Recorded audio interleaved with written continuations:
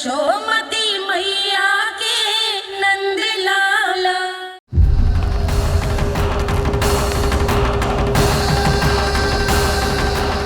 आप तो मेरी प्रतीक्षा में पहले से ही खड़े हैं यमदेव।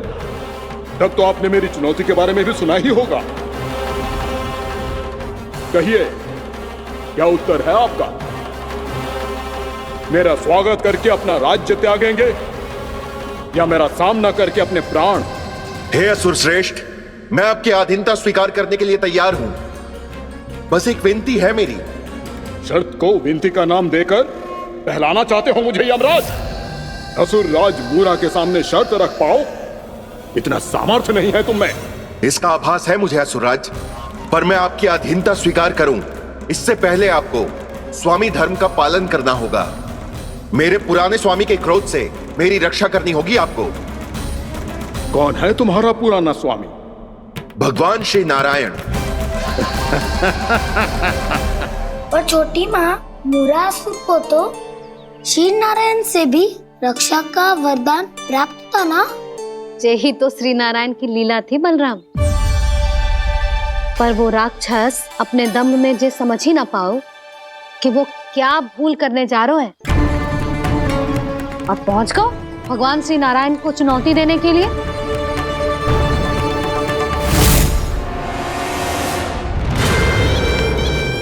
वहीं ठहर जाओ असुर राज मूरा।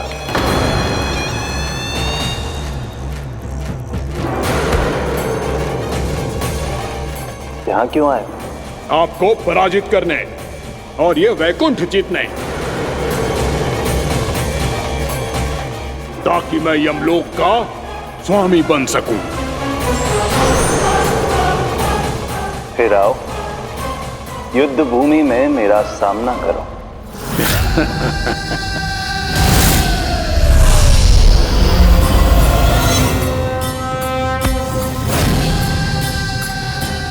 ये नहीं जानते कि इनसे ना हारने का वरदान तो मैं पहले ही प्राप्त कर चुका हूं।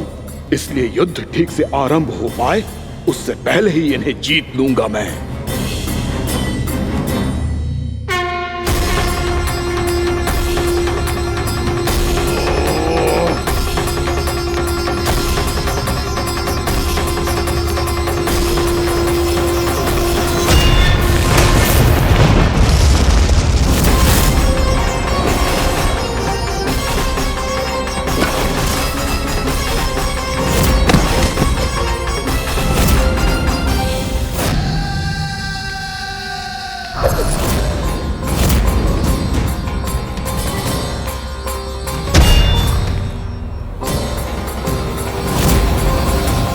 और इस प्रकार जे युद्ध वर्षों वर्षों तक चलता रहो। दोनों योद्धा पूरे ब्रह्मांड में अनेक अस्त्रों शस्त्रों के साथ युद्ध करते रहे।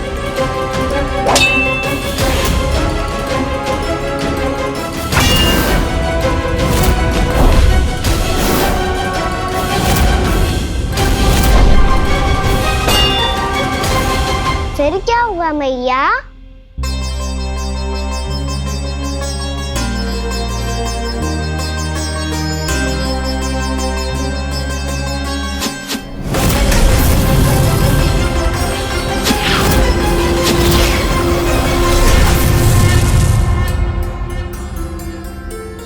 उस युद्ध को कभी समाप्त हुआ हो, पर कैसे?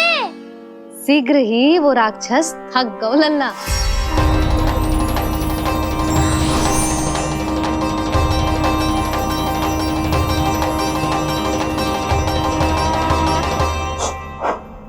खड़े खड़े देख क्या रहे हैं नारायण?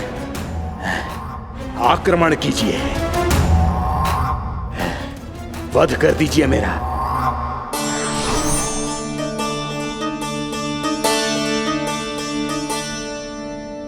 मैं तुम्हारी वीरता से प्रभावित हूं, इसीलिए इतनी थकान की स्थिति में मैं तुम जैसे वीर पर आक्रमण नहीं करूंगा। जाओ विश्राम करो। यदि फिर से युद्ध करने की इच्छा हो तो तुम्हारा स्वागत होगा।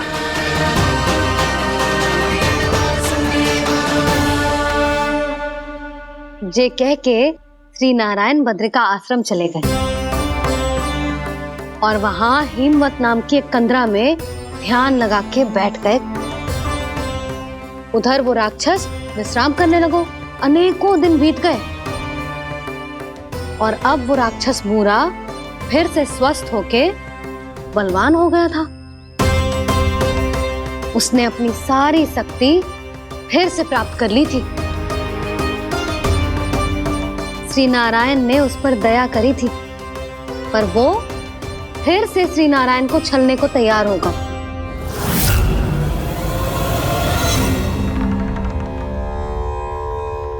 ध्यान में बैठे बैठे श्री नारायण योग निद्रा में चले गए,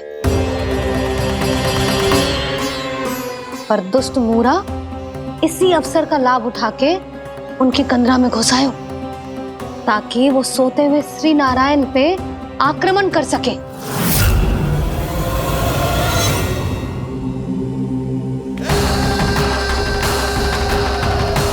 आज इस लंबे युद्ध को जीतकर अपने इस अंतिम शत्रु का भी अंत कर दूंगा मैं।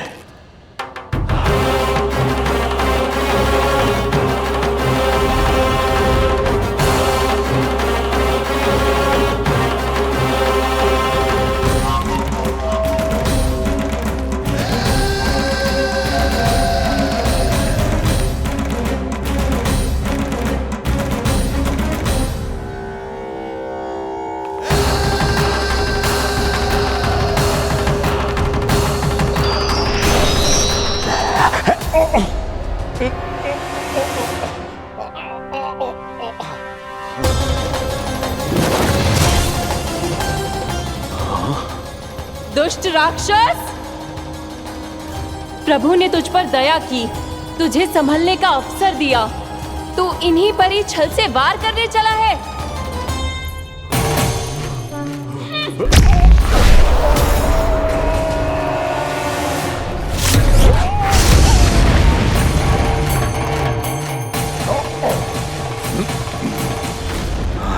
मैं अजय हूँ, मुझे कोई पराजित नहीं कर सकता। ब्रह्मा का वरदान है मुझे। तूने नारायण से अपराजय होने का वरदान मांगा था मूर्ख, उनकी शक्ति से नहीं। ध्यान से देख, मैं तेरी मृत्यु हूँ, मृत्यु।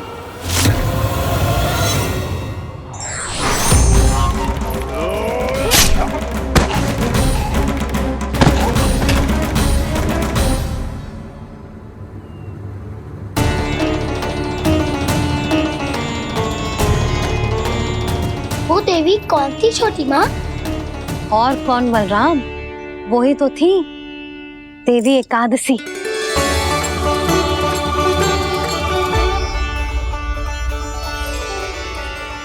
मुझे क्षमा कीजिए प्रभु, आपकी आज्ञा के बिना ही युद्ध करके आपके शत्रु को मृत्यु के घाट उतार दिया।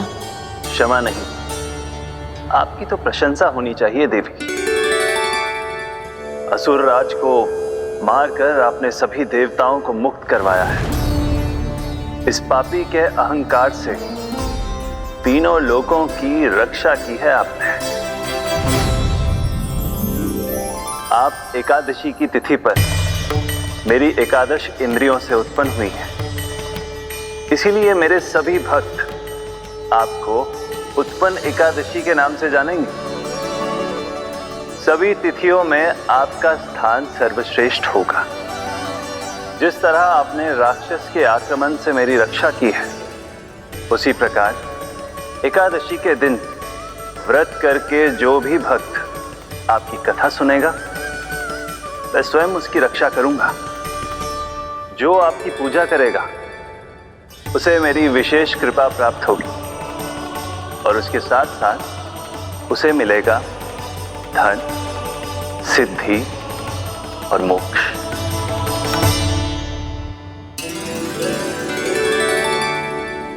इसीलिए आज के दिन व्रत रखने का बहुत अधिक महत्व होता है।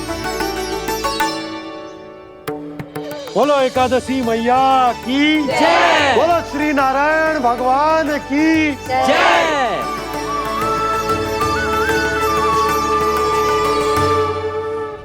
प्रभु की कृपा से एकादशी का महत्व भी पता चल गो और मेरा व्रत भी सफल हो गो। अब भी नहीं भूला रहा द्वादशी का व्रत पूरी तरह तभी सफल होता है जब द्वादशी के दिन उसे पूरा किया जाता है।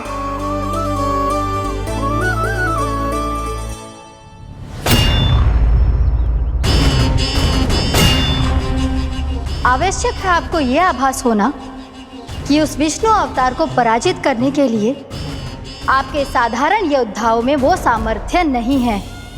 वो विष्णु अवतार कुछ अधिक ही असाधारण है।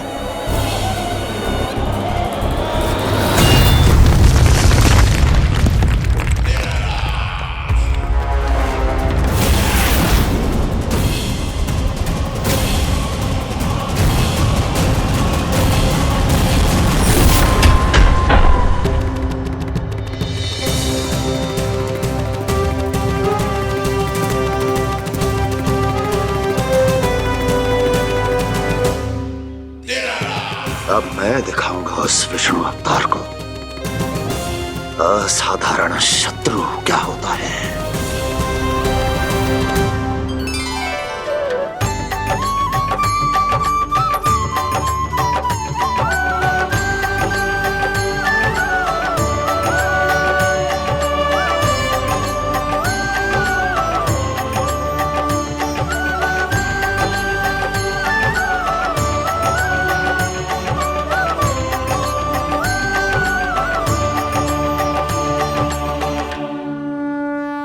मामा अधीर हो रहे हैं, पर मैया ने मुझे अभी तक बाहर जाने की आज्ञा नहीं दी है। अभी उन्हें किसी और राक्षस को यहाँ भेजने से रोकने के लिए मुझे ही कुछ करना होगा।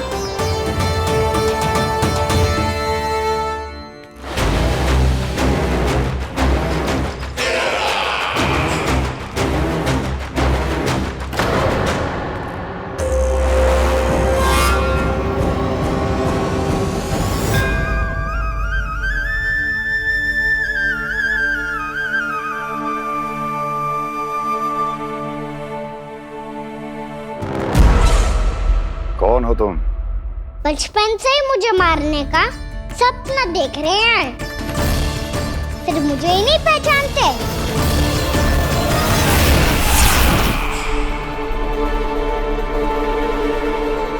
बचपन से विष्णु अवतार। कोई गाना बुलाता है तो कोई मुरलीधर पुकारता है, कोई माखन चोर कहता है, कोई कहता है चिच्चोर। पर विष्णु अवतार इस नाम से तो बस आप ही मुझे बुलाते हो मामा जी। इतना साहस, ये तो यहाँ आ गया है।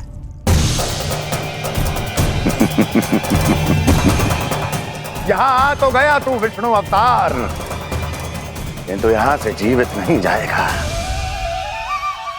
तेरे इस शीश को तेरे धड़ से अलग कर दूंगा मैं।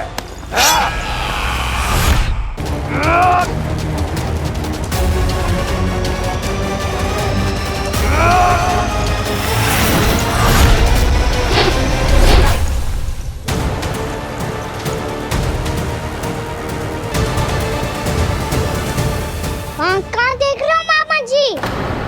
मैं तैयार हूँ।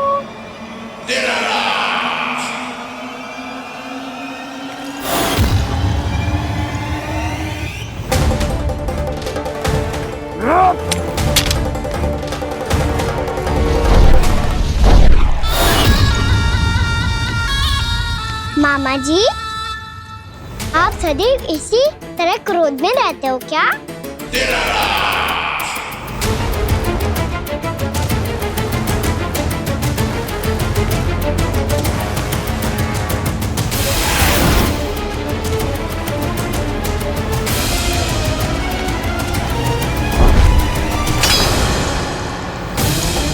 छोड़, छोड़ मेरी तलवार को। छोड़ो तो तब जब पकड़ा हूँ।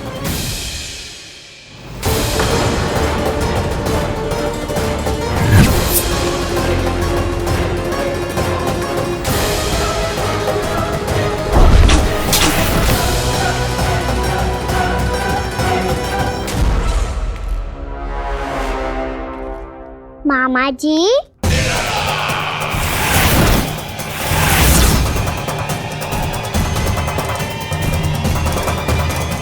आप थक गए होंगे, थोड़ा विश्राम कर लो।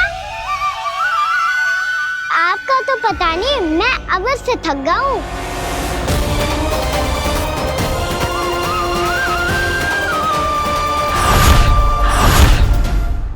मेरे सिंहासन पर बैठने का तो साहस।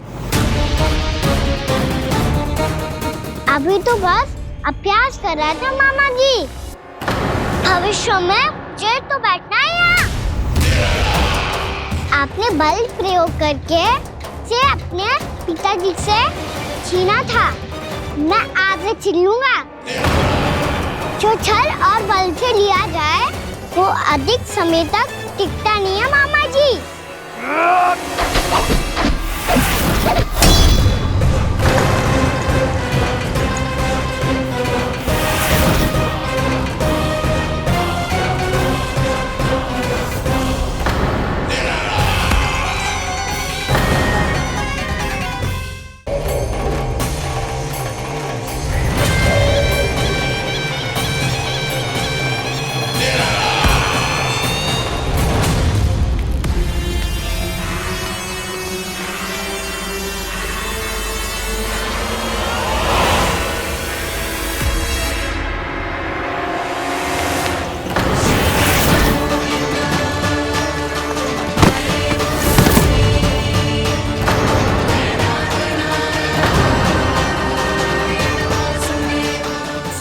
आपको ये सिंहासन छोड़ना होगा।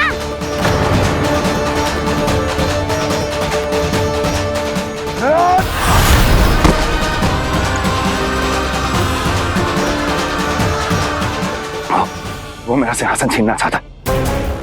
वो आ रहा है, वो आ रहा है। सैनिकों, दुर्जन, बंद कर दो सभी द्वार और घरों के, सब के सब। इसकी हर संभावना पर इतना कड़ा पहरा बिठा दो कि ना तो कोई महल के भीतर आ सके, ना कोई बाहर जा सके। मुझे महल की चप्पे चप्पे की सूचना चाहिए। जाओ।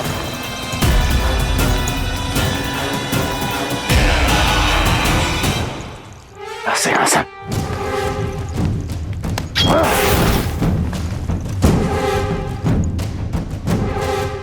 अब आ, दुष्ट मायावी, ए छलिया विष्णु अवतार, मैं कंस तेरी प्रतीक्षा कर रहा हूँ। देखता हूँ मेरे सिंहासन पर कैसे बैठता है तू। मुझे तो बस कुछ समय चाहिए था, वो मिल गया। अब करते रहिए आप प्रतीक्षा।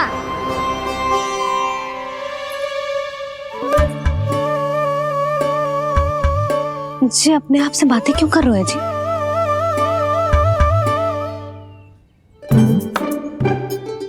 आप मुस्कुरा क्यों रहे हो? ना कचू ना। बताओ क्यों मुस्कुरा रहे हो? तुम्हीं पर गए जी। जब तुम व्रत करती हो तो तुम भी ऐसा ही करती हो। इसी प्रकार भूख अधिक लगने पर अपना ध्यान भटकाने के लिए स्वयं से ही बड़बड़ाती रहती। होगा। आपको तो बस मेरा उपहास उड़ाने के लिए बहाना चाहिए।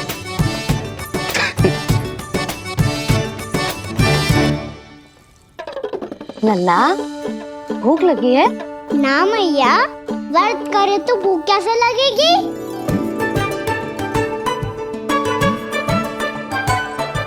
यदि लगी हो तो छोटे बालकों को थोड़ी बहुत भूल चूक क्षमा होती है। कछु ना तो फल तो तू खा ही सकते है। अब तो पूरे नियम और विधि विधान से व्रत तोड़ूंगा। कल द्वादशी के सुबह मुहूर्त के अनुसार। ठीक।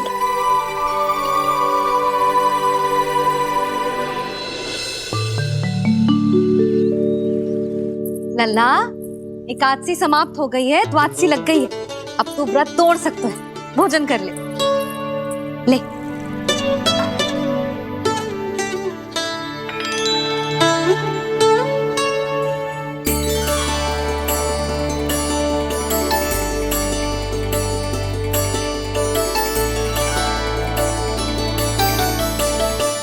आज तो कार्य कर लीजिएगा। मैं ना चाहती कि सब गांव वाले फिर से आपका उपहास उड़ाएं। अरे इसी क्षण कार्य आरंभ करना आवश्यक ना है, कुछ खा तो लो। कल भी पूरे दिन व्रत में रहे, अब तो कुछ खा लो। ना, अभी बिल्कुल भूख ना है। और हाँ भगवान, तुम्हें चिंता करने की आवश्यकता नहीं है। आज मैं किसी को भी 2 शब्द कहने का अवसर नहीं दूंगा। अरे कुछ खाओगे पियोगे नहीं तो कैसे रहोगे?